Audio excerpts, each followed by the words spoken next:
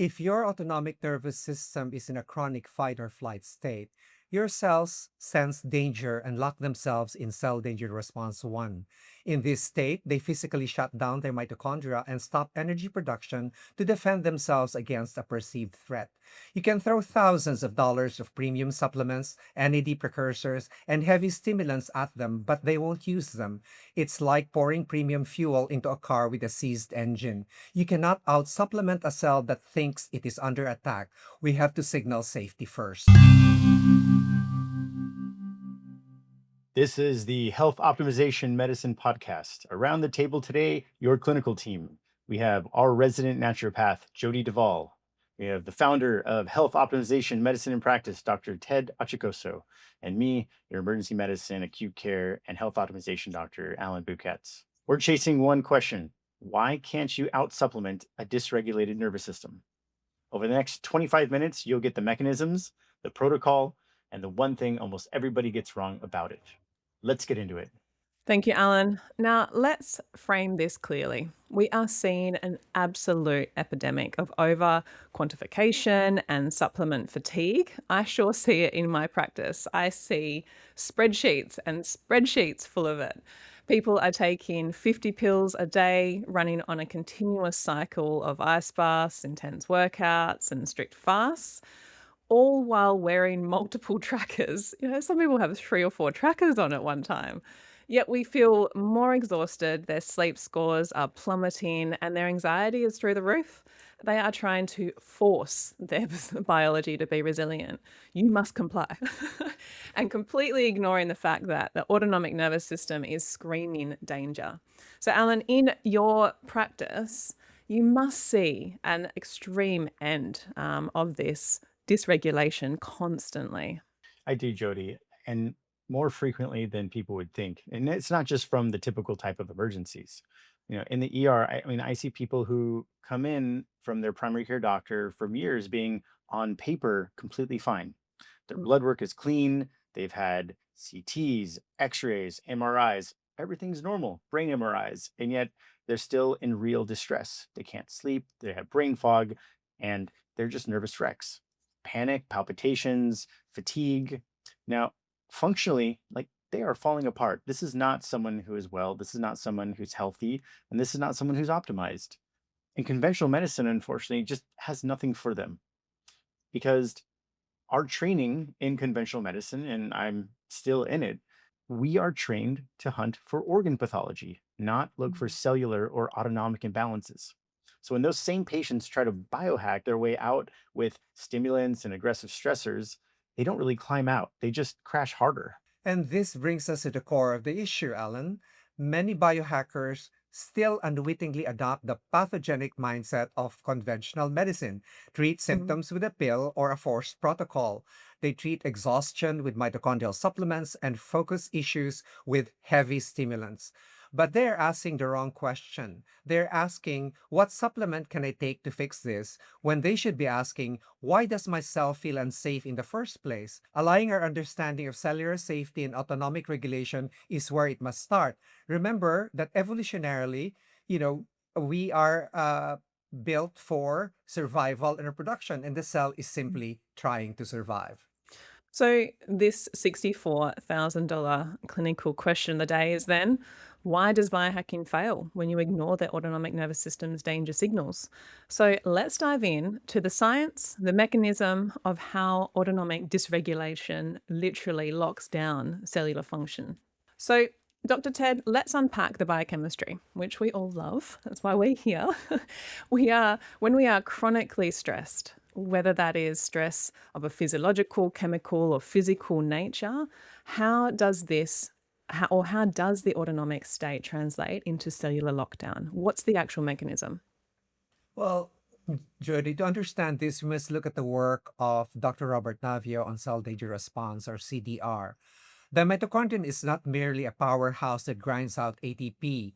It is the ultimate environmental sensor. Under normal, safe conditions, the mitochondria produce ATP inside the cell to power cellular functions.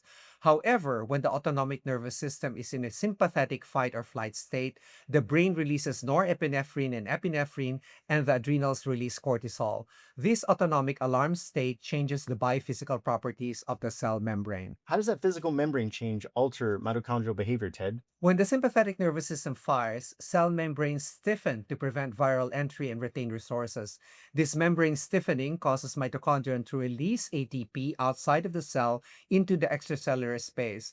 This extracellular ATP or EATP acts as a potent danger associated molecular pattern or DAMP. It binds to purinergic receptors on neighboring cells, signaling a state of immediate threat. This triggers a cell danger response stage 1 or CDR1.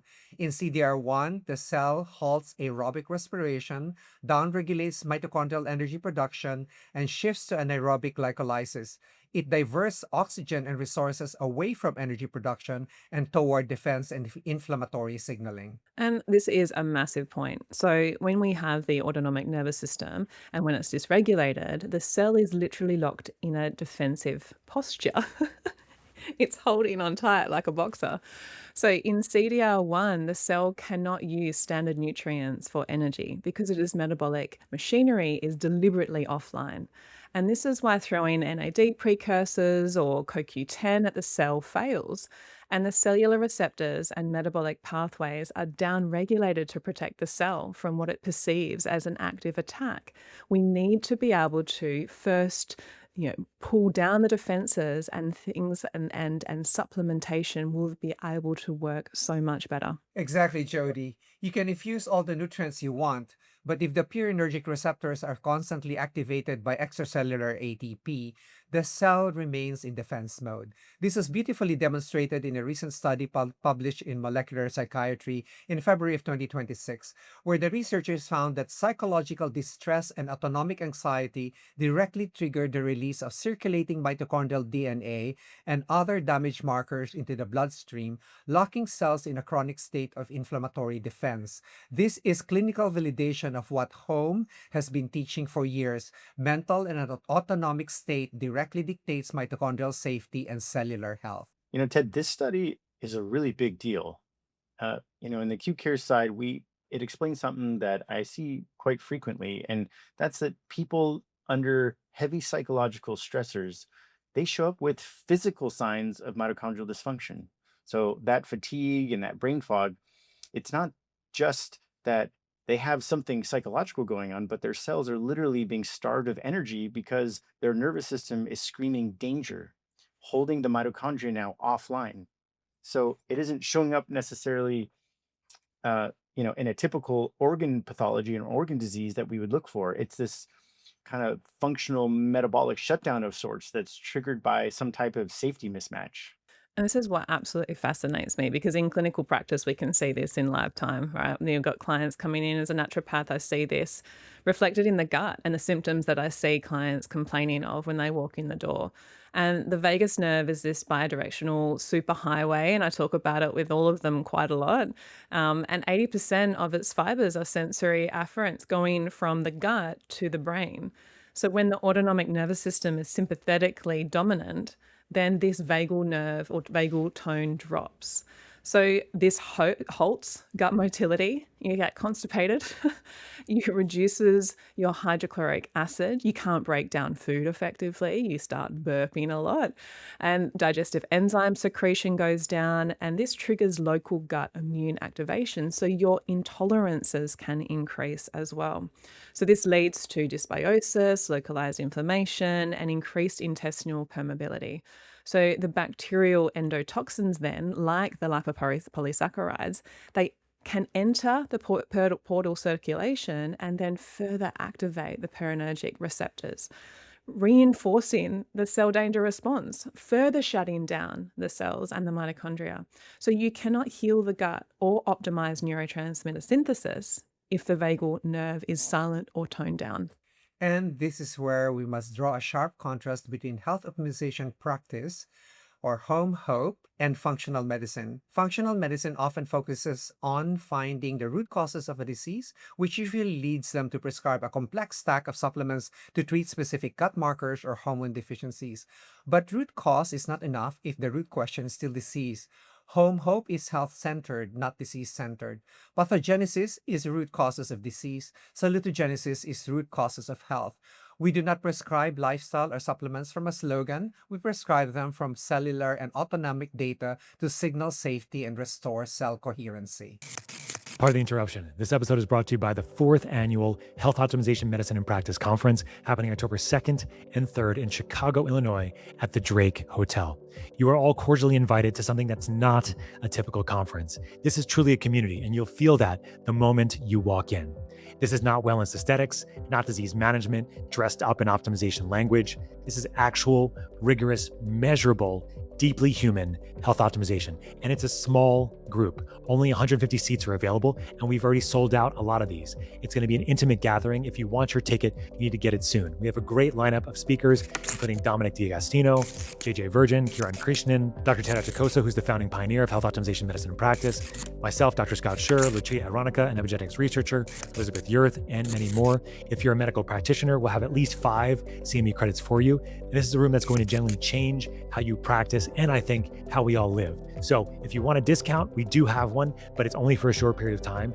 Go to homehope.org and save 25% on your conference ticket by using code conference25 at checkout. That's homehope.org, code conference25 at checkout. Get it soon because we're selling out fast. I hope to see you there. Take care. And this is the pivot here. So if we cannot out-supplement a dysregulated nervous system, what do? How do we actually establish autonomic and cellular safety? Biggest question of the day. So what is the HOMeHOPe trained practitioner or doctor's protocol? Yes, first of all, we teach our students to be experts at clinical cell danger response management, right? The protocol must follow a strict logical sequence, and it begins with chronobiology. Our master circadian clock or suprachiasmatic nucleus coordinates autonomic balance.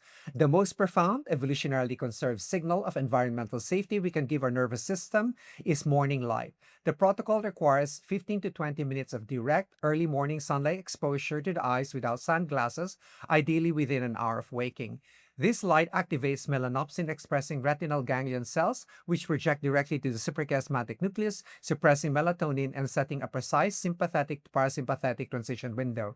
This circadian anchor is the absolute foundation of autonomic safety, and we know that most accidents occur actually at twilight because dark signals danger. So in the morning, it signals safety because now we can see as we eat. We are a very visual species.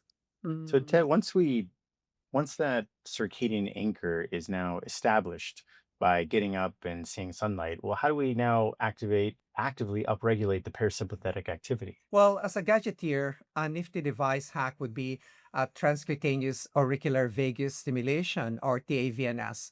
The auricular branch of the vagus nerve innervates the symba concave of the outer ear, right? By applying a low-frequency electrical stimulation to the area, we can directly stimulate the vagal efferents, activating the cholinergic anti-inflammatory pathway. This signals the spleen and the gut immune system to downregulate inflammatory cytokine production and downregulates purinergic danger signaling, allowing cells to exit CDR1 and advance to the recovery phase CDR2.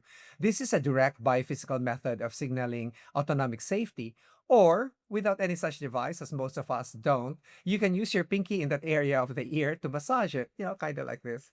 Or another way would be to sing, right, Alan? Even if you can't carry a tune. And for men, erection is also a parasympathetic thing.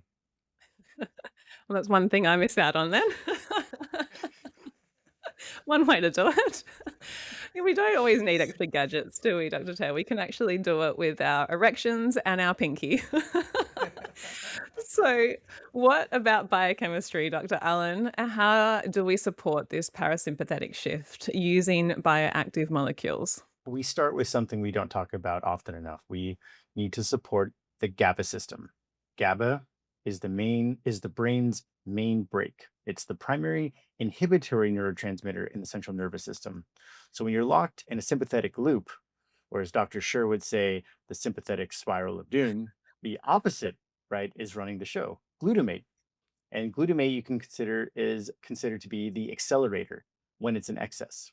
So when we reach for calming positive allostatic GABA modulators, I know it's a handful, things like pulsed kava extract or L-Theanine, those essentially help your own GABA bind just a little bit better, and they help quiet that central alarm that's going off continuously. And that drops the sympathetic drive, and that lets the body settle into a more restorative parasympathetic state. And we don't guess at it. We actually test this. We run tests like clinical metabolomics, we look at organic acids, and we make sure that the cofactors that GABA actually depends on, like active vitamin B6 and magnesium and taurine, and that they are exactly where they need to be. Otherwise, you're not going to get anywhere. And how do we track this protocol success? What biomarkers are we looking at? Well, that would be HRV, Dr. Ted. So we track heart rate variability, and it's a surrogate marker of vagal tone and parasympathetic activity. But we have to track it with awareness. As we said before, we can over track and we have way too much data. So we have to be intuitive with our bodies as well, not just rely on the data that we're seeing. So we have to look at this in not an anxiety inducing form. We instruct patients and clients to measure their HRV using wearable trackers once a day. So for me, I'll wake up in the morning and check my HRV on my Aura ring, and I'll go, okay, how well did I do yesterday? And how did I sleep? What was it like? So at the same time, we then focus on the weekly, monthly trends. So we're looking at data over time rather than those immediate daily fluctuations. And they run in patterns, you can see them coming up slowly or going down slowly. And that's when you can take more action. If clients are obsessing over daily scores, they trigger the sympathetic anxiety, as we've talked about. And this is a very defeating, it's defeating the purpose. It's also defeating at the same time. Clients are looking at trying to get somewhere, have confidence in looking after themselves. And if they're only seeing the HRV going down, or they now realize that it's not a great score if they're comparing it to someone else, it's going to bring out more anxiety for them. So we also run the clinical metabolomics to measure circulating markers of mitochondrial function. And so we can actually see if that there is this cellular component that also is driving down the HRV. So lactate to pyruvate ratios, lipid peroxides, or oxidative stress. And this can confirm that the mitochondria are successfully exiting defense mode and returning back to aerobic respiration.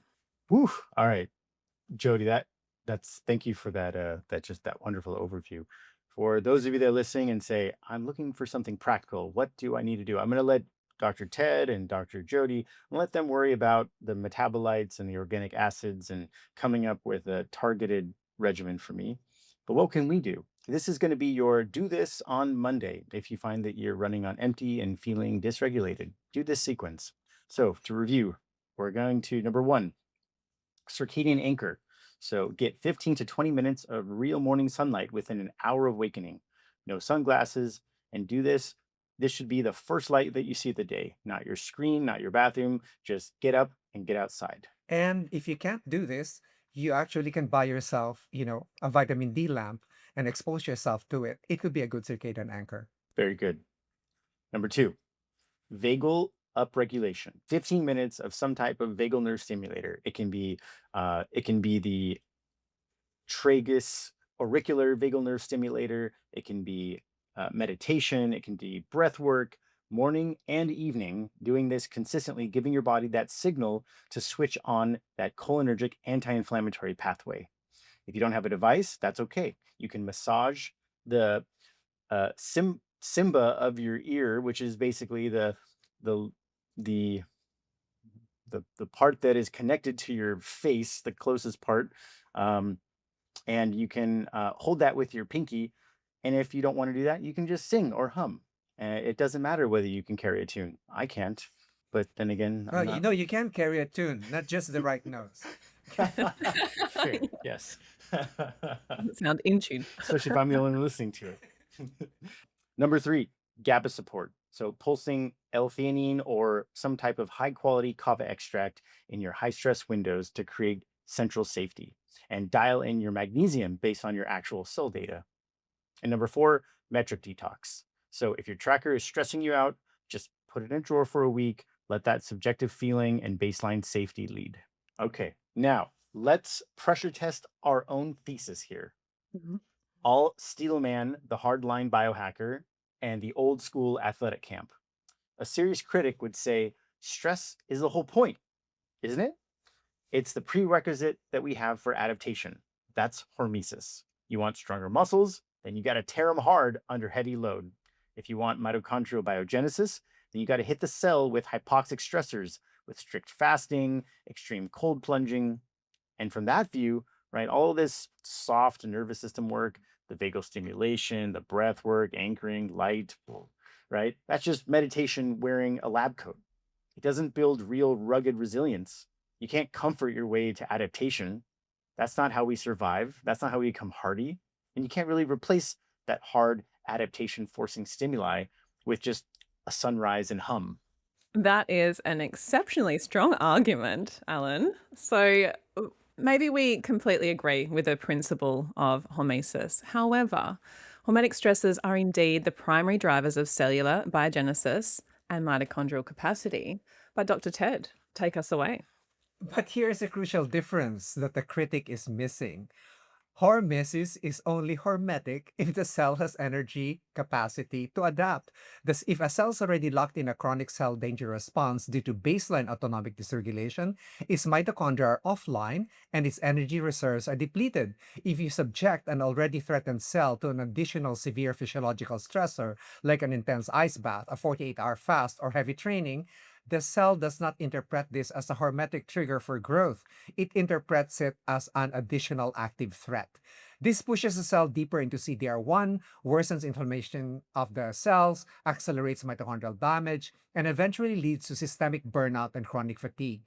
Autonomic and cellular safety is the absolute prerequisite for hormesis. You must signal safety to the cell before you can ask it to adapt. Okay, fine. That's as usual, a brilliant reframing, Ted. It's I guess it's the difference, right, between whipping an exhausted horse and saying, go, go, keep running, and letting it rest, giving it some food. And, I guess that's where that came from, right? That phrase. If the horse is exhausted, then whipping it might get it to run maybe 5 feet before it collapses again. But if you haven't given it energy, rest, then you've just accelerated it to its own end. So I guess in clinical terms, though, we must establish this autonomic safety first, allowing the cells to advance. What I'm hearing is they need to advance from the CDR2 state and CDR3 state, advance to these states, restoring their baseline energy reserves. And then only then can we introduce, we'll call it carefully calibrated pulsed hormetic stressors that we can then build upon a strong foundation to build these true rugged resilience.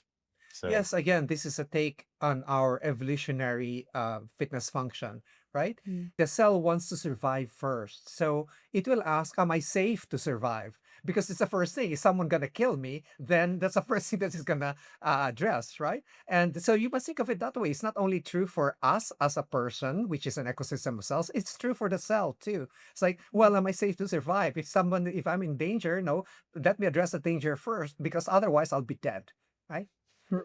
So you're saying the target is not just longer life, it's maybe longer access to peak optimized biology? Absolutely.